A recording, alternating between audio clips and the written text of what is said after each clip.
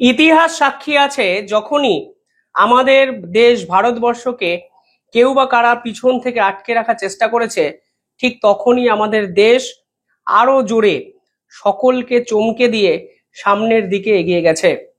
আজকে দুপুরে যে খবর আমাদের সামনে এসছে সেখানে বলা হলো ভারত এবার ইউরোপকে সরাসরি ধাক্কা দিয়ে চায়নার সঙ্গে একাধিক গুরুত্বপূর্ণ ডিল নতুন করে রিভাইভ করতে শুরু করলো। আপনারা জানেন ডোনাল্ড ট্রাম্পের ট্যারিফ ট্যারিফ এই খেলায় ইউরোপীয় ইউনিয়নও কিন্তু না চাইতেই ডোনাল্ড ট্রাম্পকে সমর্থন করতে বাধ্য হয়েছিল। রাশিয়া থেকে কেন ক্রুড অয়েল ভারত কিনছে, এই রকম এক ভিত্তিহীন অভিযোগ তুলে ইউরোপীয় ইউনিয়ন অর্থাৎ ইউরোপের 27টি দেশ ভারতবর্ষের নায়ারা এনার্জি, তার যে তৈল শোধনাগার গুজরাটের ভাদিনারে অবস্থিত, তার উপরে নিষেধাজ্ঞা চাপিয়ে দেয়। এই পুরো বিষয়টি কবে হয়েছিল? 18ই জুলাই। এই 18ই জুলাই তারা ঘোষণা করে আগামী 6 মাসের মধ্যে ভারতের উপর তারা এই ধরনের স্যাংশনকে কার্যকর করবে, কারণ ভারত নাকি রাশিয়ার থেকে ক্রুড অয়েল কিনছে। নায়ারা এনার্জির বিপক্ষে আরো একটি অভিযোগ ইউরোপীয় ইউনিয়নের ছিল। এই যে পার্টিকুলার নায়ারা এনার্জি যে কোম্পানিকে নিয়ে এত কথাবার্তা হচ্ছে, তার 50%-এর ওনারশিপ রাশিয়ার একটি নির্দিষ্ট গ্রুপের কাছে আছে। অর্থাৎ ডোনাল্ড ট্রাম্প এবং ইউরোপীয় ইউনিয়ন মনে করছিলেন রাশিয়ার সঙ্গে শুধুমাত্র ব্যবসায়ী সম্পর্ক তৈরি করেছে ভারত, তা নয়, রাশিয়া এবং ভারত একত্রে গোটা পৃথিবীর ডিজেল সাপ্লাইকে কন্ট্রোল করতে চাইছে। আর এই জন্যই গুজরাটের ভাদিনারে অবস্থিত নায়ারা এনার্জি তৈল শোধনাগারের উপর নিষেধাজ্ঞা চাপিয়ে দিয়েছিল ভারত, মানে ইউরোপীয় ইউনিয়ন। এবার ভারত কি করেছিল? ভারত সেদিন 3টে কথা বলেছিল। প্রথমত, ভারত কোনোভাবেই আন্তর্জাতিক কোনো আইন বা চুক্তিকে ভায়োলেট করছে না। ভারত সেদিন বলেছিল যে ক্রুড অয়েল ভারতের নায়ারা এনার্জিতে আসে এবং সেখান থেকে রিফাইন হয়ে শোধন হয়ে ডিজেল তৈরি হয়, সেই ডিজেলের ম্যাক্সিমাম বিক্রয়যোগ্য মার্কেট হলো ইউরোপীয় ইউনিয়ন। ভারত সরাসরি প্রশ্ন তুলেছিল, এতদিন অবধি যে ডিজেল আপনারা নিয়েছেন তাহলে ভারত থেকে, তাহলে সেই ডিজেল কেন নিলেন? আপনারা তো জানতেন সেই ডিজেল পরিশোধন করা হয়েছে রাশিয়ার ক্রুড অয়েল থেকে। অর্থাৎ ভারত পরিষ্কার বলেছে, আমরা কোনো ইন্টারন্যাশনাল লকে ব্রেক করিনি, আমরা এতদিন অবধি আপনাদেরও ডিজেল দিয়েছি তা কিন্তু রাশিয়া থেকে আগত ক্রুড অয়েল থেকে পাওয়া। অর্থাৎ আপনারা জেনে হোক বা না জেনে হোক স্পষ্ট দ্বিচারিতা করছেন, রাশিয়াকে থামাতে পারছেন না, আমাদের উপর প্রেশার ক্রিয়েট করছেন। সে সময়টি ন্যাটো সেক্রেটারি কি বলেছিলেন? মার্ক রুইট, তিনি বলেছিলেন ভারতের উচিত রাশিয়ার উপরে প্রেশার ক্রিয়েট করা, যেন অবিলম্বে রাশিয়া ইউক্রেনের সঙ্গে যুদ্ধ বন্ধ করে। ভারতের কি খেয়ে দিয়ে কোনো কাজ নেই? ভারত কেন রাশিয়াকে বলবে যে তুমি ওর সঙ্গে যুদ্ধ বন্ধ করো? ভারতের কিসের দায়? ভারত পরিষ্কার বলে দিয়েছিল আমরা যুদ্ধ নয় শান্তি চাই, গোটা পৃথিবীর স্বার্থে এই মুহূর্তে শান্তি রক্ষা প্রয়োজন। রাষ্ট্রসংঘেও ভারত একই কথা বলেছে। কিন্তু ভারত কিসের জন্য রাশিয়ার মতো একটা দেশকে ডিকটেট করবে? ডোনাল্ড ট্রাম্পের মতো স্বেচ্ছাচারিতা ভারত তো দেখাতে পারে না। অন্য দেশের ইন্টারনাল পলিটিক্সে ভারত কখনো ঢোকেনি। এক্সটার্নাল অ্যাফেয়ার্সের ডিপ্লোম্যাসি এবং পলিসি ভারত কেন কন্ট্রোল করবে, সেই প্রশ্ন কিন্তু ভারতের পক্ষ থেকে সরাসরি তোলা হয়েছিল। পরবর্তীকালে নায়ারা এনার্জির উপর যখন স্যাংশন লাগানো হয়, তখন কিন্তু নায়ারা এনার্জিও বিভিন্ন ক্ষতির সম্মুখীন হয়। এই নায়ারা এনার্জির টোটাল তৈল শোধনের পর তেল উৎপাদনের ক্ষমতা ছিল 4 লাখ ব্যারেল প্রতিদিন। এ হলো টোটাল ক্যাপাসিটি।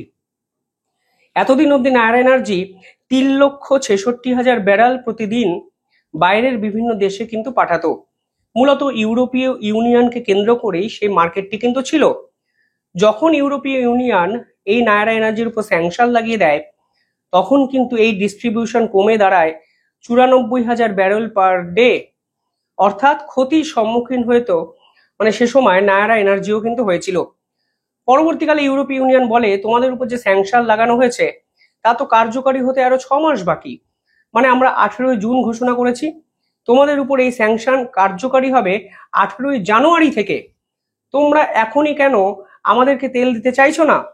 নায়ারা এনার্জি সেদিন বলেছিল তাদের কর্তারা যে আমরা আপনাদের তেল দিতে পারি, কিন্তু অ্যাডভান্স পেমেন্ট আপনাদের করতে হবে। ইউরোপীয় ইউনিয়ন কিন্তু প্রথমবারের জন্য শক খেতে শুরু করে ভারতের এই পদক্ষেপে।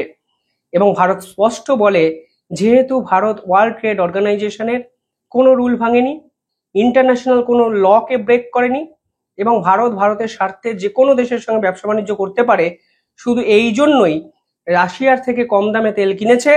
তাই নায়রা এনার্জির সঙ্গে ইউরোপীয় ইউনিয়নের এই দ্বন্দ্ব আন্তর্জাতিক আদালতে নিয়ে যেতে প্রস্তুত নায়রা এনার্জি। এবার আমরা কি দেখতে পেলাম, যখন নায়রা এনার্জি স্যাংশন লাগিয়ে দিল, তখন নায়রা এনার্জি 3টে বড় বড় জাহাজ বিভিন্ন জায়গায় পৃথিবীর আটকে পড়ল। প্রথম জাহাজের নাম ছিল আলোরা।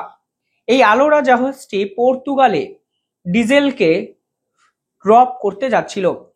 যখন ইউরোপীয় ইউনিয়ন স্যাংশন লাগিয়ে দেয়, তখন এই আলোরা জাহাজটি কিন্তু আটকে পড়ে। এই অয়েল ট্যাঙ্কারটি প্রায় 4,72,800 ব্যারেল তেল নিয়ে কিন্তু পর্তুগালের উদ্দেশ্যে রওনা হচ্ছিল। পরবর্তীকালে আমরা দেখলাম আরো দুটি জাহাজ, একটির নাম ইএম জেনিথ। সেই ইএম জেনিথ কিন্তু 40,000 টন ডিজেল নিয়ে মালয়েশিয়ার দিকে যাচ্ছিল। কিন্তু ইউরোপীয় ইউনিয়নের এই স্যাংশনের পর স্ট্রেট অফ মালাক্কাতে জাহাজটি আটকে যায়। এবং 3 নম্বর প্যাসিফিক মার্টিন। এই প্যাসিফিক মার্টিন বলে যে জাহাজটি নায়রা এনার্জি মার্কেটে ছেড়েছিল, তা 60,000 টন ডিজেল নিয়ে কিন্তু গালফ ওমানে আটকে যায়।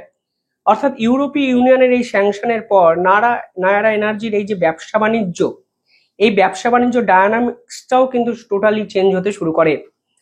ভারত একটু বিপর্যস্ত হয়ে যায়। ভারত বুঝতে পারে যে এর মোকাবিলাটা অন্যভাবে করা প্রয়োজন। যেভাবে ডোনাল্ড ট্রাম্পের ট্যারিফ হুঁশিয়ারির সামনে ভারত মাথা নত করেনি, ঠিক সেভাবে ইউরোপীয় ইউনিয়নের সামনেও ভারত মাথা নত করবে না। কারণ ভারত আইন ভাঙেনি, ভারত কোনো ভুল করেনি, ইমোশনাল অ্যাসপেক্টও ভুল করেনি, লিগাল টার্মস অ্যান্ড কন্ডিশনও ভায়োলেট করেনি। তাই ভারতবর্ষ নতুন বায়ার এবং অল্টারনেটিভ বিভিন্ন দেশ খুঁজতে শুরু করে। কালকে যে খবর সামনে এসেছে সেখানে বলা হচ্ছে নায়রা এনার্জি বা ডিসাইড করেছে তারা উল্টে ইউরোপ তেল চাইলেও আর তারা সাপ্লাই করবে না, অর্থাৎ ডিজেল পাঠানো তারা বন্ধ করছে। উল্টে যে দুটো জাহাজ স্ট্রেট অফ মাক্কা এবং গালফ ওমানে আটকে ছিল, তাদেরকে অন্যদিকে ডাইভার্ট করে তেল পাঠানোর ব্যবস্থা করে ফেললো ভারত।